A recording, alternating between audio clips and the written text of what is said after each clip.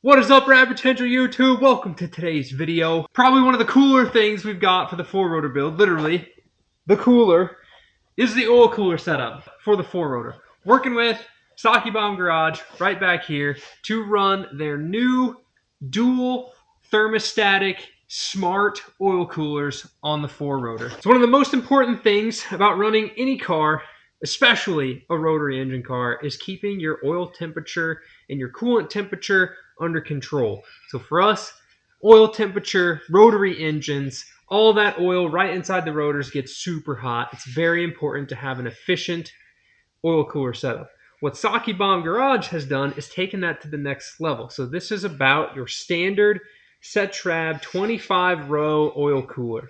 They sell a kit for these. They have for forever that you can put these oil coolers on your car with one singular thermostat right up here on the front of your rotary engine. The thermostat has a bypass, so until it gets warm, the oil in the cooler stays in the coolers. The oil from your engine that's heating up is just circulating in the engine in order to allow the oil temperature to rise quickly. The only problem with that is when your oil temperature rises and that thermostat opens, you now have two full oil coolers worth of cold oil going into your engine. So you're going to see a pretty good temperature swing with the oil in the engine with that setup. What Saki Bomb Garage has brought to us now is a dual thermostat oil cooler setup. So this thing right here, this super fancy looking Star Trek piece of billet aluminum, it comes apart real nicely so that they can sell these for multiple different size oil coolers and stuff. This is a really trick piece.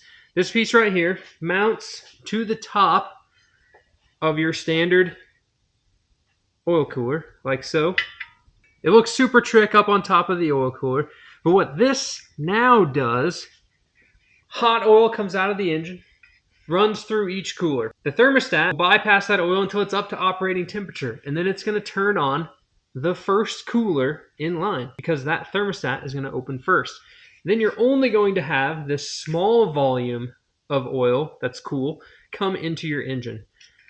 That oil now heats up again. The second cooler bypass closes, thermostat opens up the cooler, and now you have that second small volume of oil coming through your engine, thus allowing your oil temperature to rise on a more linear path without these big jumps in thermostat opening and closing, in addition to the thermostats just helping your street car get up to operating temperature faster. We don't want to be sitting in our subdivision warming up our very loud 4-rotor RX-7 FD at 7 in the morning, headed to Cars and Coffee at 8, and making everybody mad. I wouldn't be mad if my neighbor had a 4-rotor FD that he fired up at 7 in the morning on Saturdays. I'd probably go out there and listen to it and just drink my coffee on the porch, like enjoying the sounds of the 90s at Le Mans. But some people aren't like that. So these coolers are going to definitely help keep this 4-rotor street car very streetable in the fact that we don't have to sit there and warm it up forever. Saki Bomb sends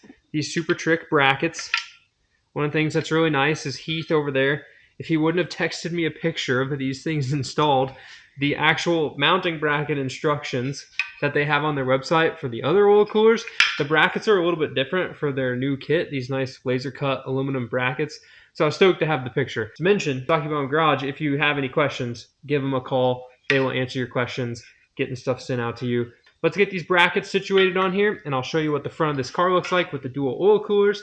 They do specify in your brackets whether you have a 99 spec front end or a 93 spec front end. The turn signals and the ducting on the bumper is a little bit different, so make sure you check the right box. The oil cooler is going to mount in basically the stock location. If you had an R1 or an R2 model, you had dual oil coolers. You'll have to remove those brackets and then install these. I've noticed the one thing on this side that's going to be a little bit in the way is this harness right here, but effectively, this thing is going to mount using stock oil cooler location mount. Just going to have to kind of route this wire up a little bit right here for the airbag sensor. I'll show you this side, which I've already got installed here. You can see right here, factory stud right here, factory bolt for an oil cooler bracket. The 25 row, the biggest oil cooler you can fit in here. You know, our 4-rotor's got a ton of oil volume. They actually have to lean these back a little bit in order to make them fit. So you can see here, tipped just a little bit versus vertical of the stock ones. Not a huge deal. They do also recommend that you trim off this lower bracket right here just to help with getting the bumper and stuff fitted. So we'll do that once I know like this is the right oil cooler and that is the left oil cooler, because once you chop one of those off, I guess it is 180-degree reversible, but ideally you're not just chopping up a new oil cooler for no reason. So let's flex this wire out of the way, get this oil cooler up in there. We'll have dual coolers on the front of this thing. And just like that, we've got dual oil coolers mounted up on the front of the RX-7. Makes it feel so much more fulfilled and wide down here, like Batmobile wings sticking off of this thing. I'm curious what dash 10 fittings they run on these thermostats in order to clear right on this side the washer. They came with these straight ones. I think they make like a shallower 90-degree dash 10 fitting that I would use. Keep in mind, this is a little bit of a custom kit for these because we are a 4-rotor, so my kit did not come with all the pre-made lines, but if you order this kit for your stock 2-rotor RX-7, it'll come with all the lines with the right fittings.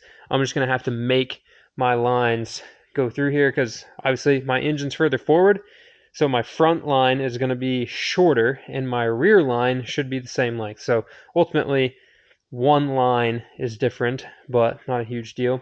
So in addition to the oil coolers, we got the Saki Bomb oil filter pedestal back here. So the feed port on this oil filter pedestal, you can see right here, opens to the hollow space under the filter, and then the oil goes through the filter and goes out the center. Where that becomes an issue for me is that I'm going to be feeding oil to my center bearing here, here, and the front iron over here. If you're simply just using one of these filter pedestals to get gauge ports for oil temperature and oil pressure to run for your standalone Haltech, Fuel Tech, whichever ECU, this would be just fine.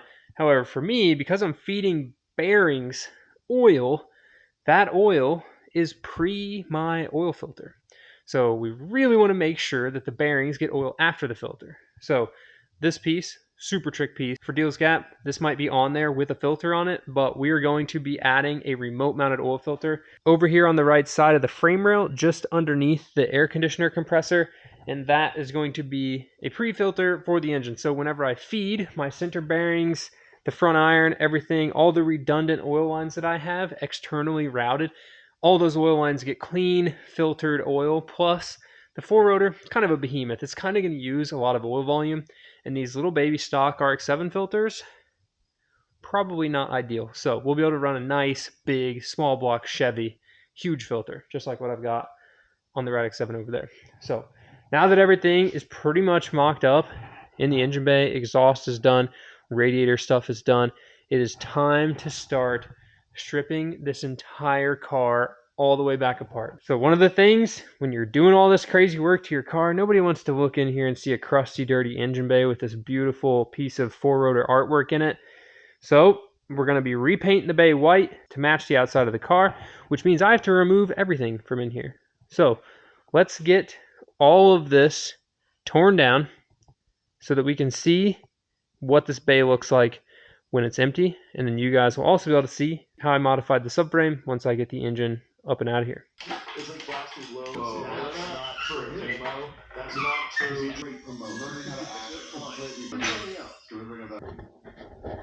Engine is out, subframe is out. I want to take a moment to show you this masterpiece of a modified Ronin subframe.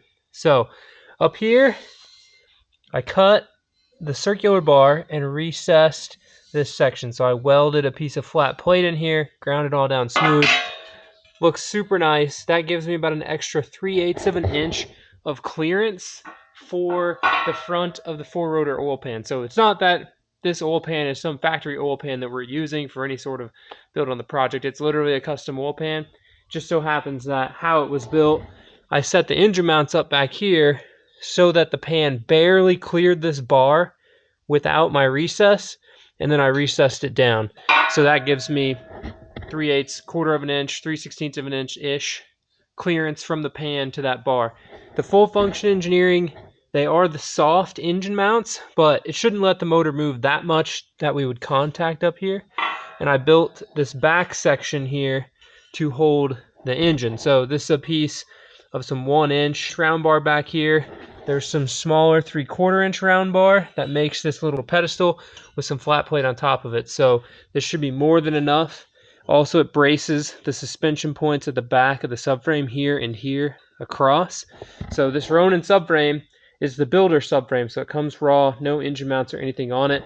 You can get any sort of engine mounts you want, and they'll like notch the little pieces here on where to put them and where to locate them. I just use this so that the rack mounts are all done. Lowered the rack down out of the way, added this stuff here, but none of this back here would have came on this subframe. Okay, so you'd have just had the U-shaped piece there. So if you remember back earlier in the build when we were still figuring out how to mount this engine, we had a Sandberg subframe and it's almost the same thing. So this is just the easiest way to go for modifying a really nice subframe for the 4-rotor using stock REW mounts without having to just chop up the stock subframe.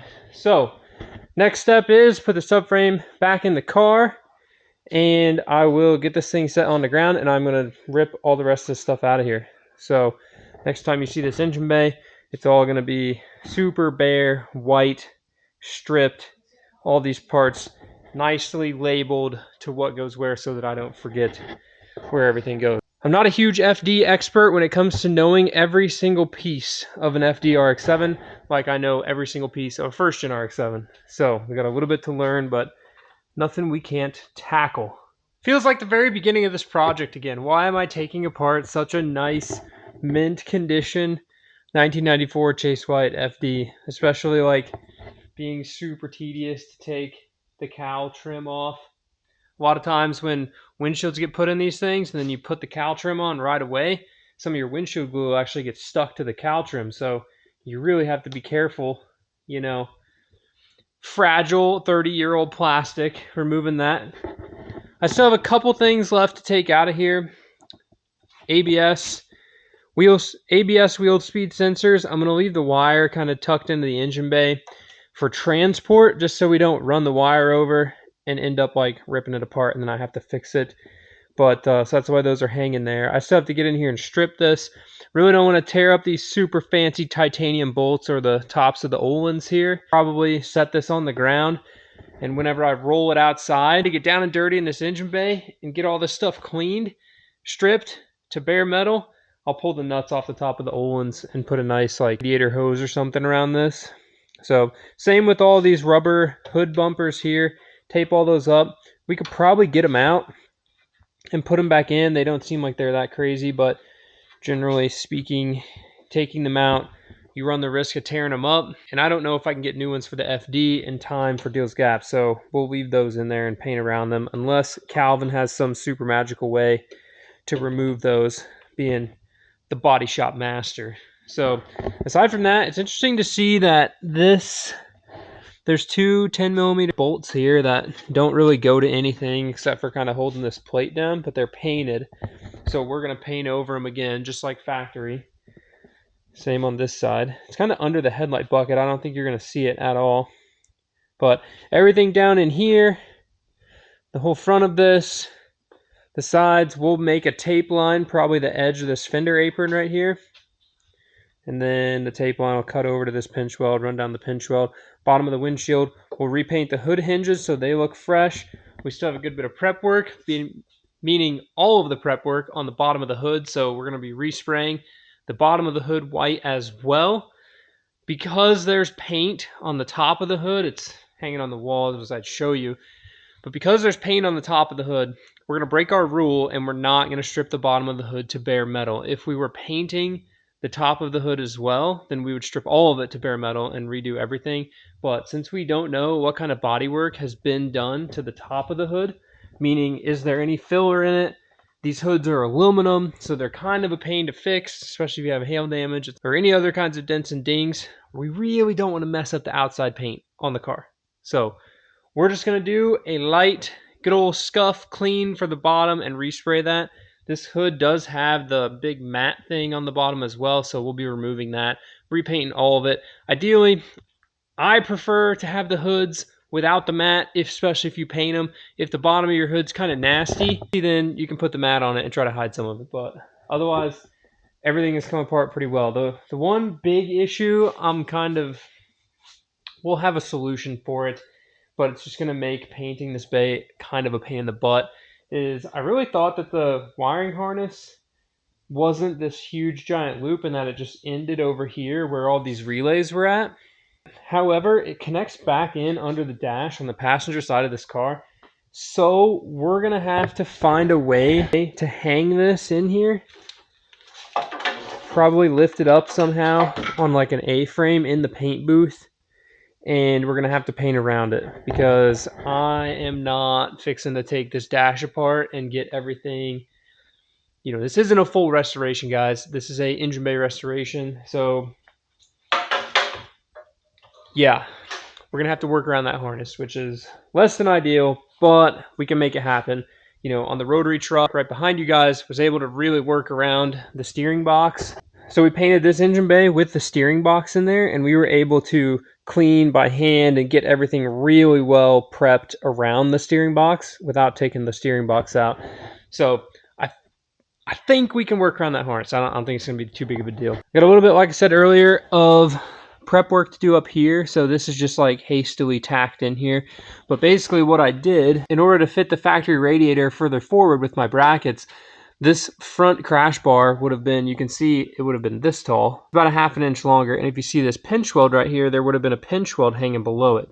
So I got myself about an inch more of clearance by cutting that off. If you're looking forward as you're cutting things to what you want the finished product to be, I simply didn't cut the backside, and I hammered and rolled the backside up so I can weld this all the way across, grind that smooth, plate this area in here, plate this area in here around where the radiator hose is going to go through.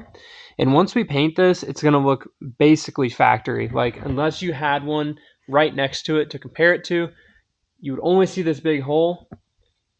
But as far as the crash bar height, you'd be like, oh, that looks pretty clean. It should all be hidden behind the bumper. You won't ever see it, ever. Only we'll know it's there. But really want to take the time to make things look nice. I hate having sharp edges, especially cutting your hand on stuff when you're working on it. You know, up in here is pretty low risk, but also just do things right, especially when you're in here chopping it up. You know, this isn't a drift car. We want this thing to be as safe as possible. You know, we could have just chopped all this out and like tube fronted it and all of that, but that would have been a ton of work, in addition to kind of taking away from what we're trying to do with the car, which is minimal modifications, easy to put back to stock, and that's really what we want to keep in mind as we're doing it. But here's a little bottom view of the engine bay.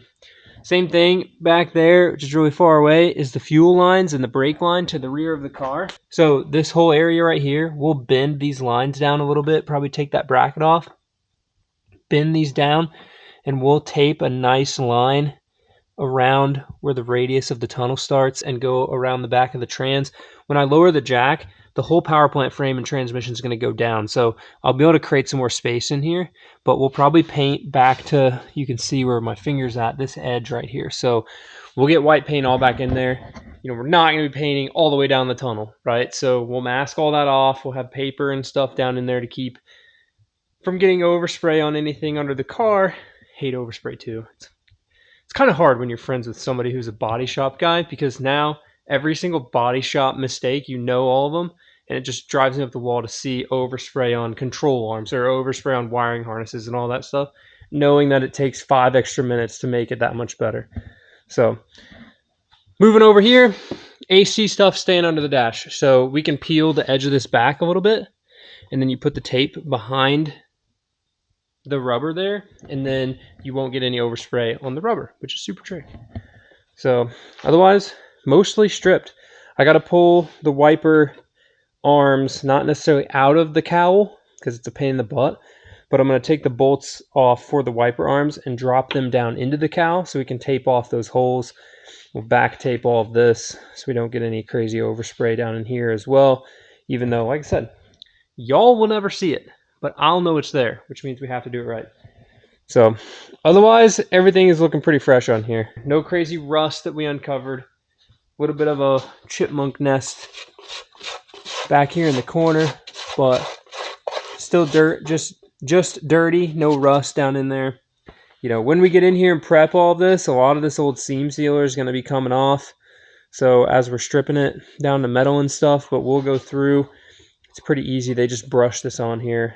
It's pretty crude, actually. We can make it look way nicer, but we'll go through and re-seam seal all of the weld seams and everything. There's a lot of different plates, you know, here, here, here. This is 3 layers thick, 2 layers thick. Strut towers seam sealed all around it. So we do have quite a bit of work cut out for us, but we'll get this thing prepped up, get it in the booth, and get it painted ASAP. And then the big engine can go back in. We'll start on the wiring, finish up the plumbing, and hopefully fire this thing up. So with that, I will see you guys in the next one. Drop any comments, questions, anything you need to know in the comments below. I would love to hear about it, hear your experience painting engine bays and FDs, and especially bleeding an ABS unit.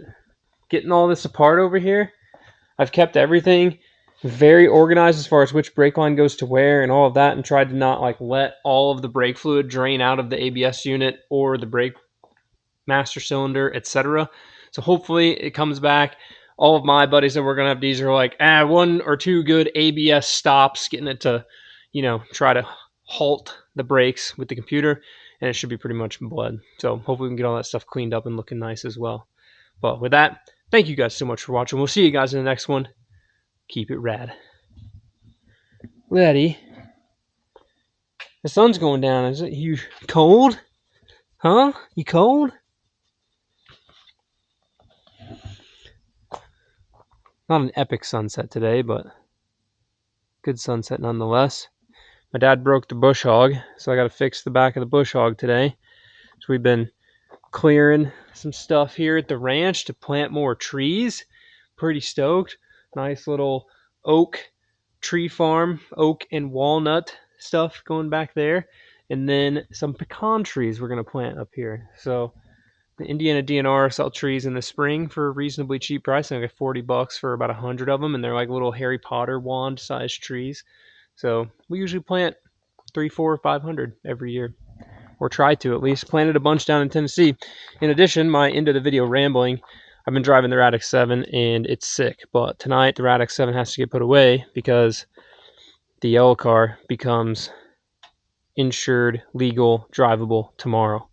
So putting miles on the low compression RX-8. Peace, guys.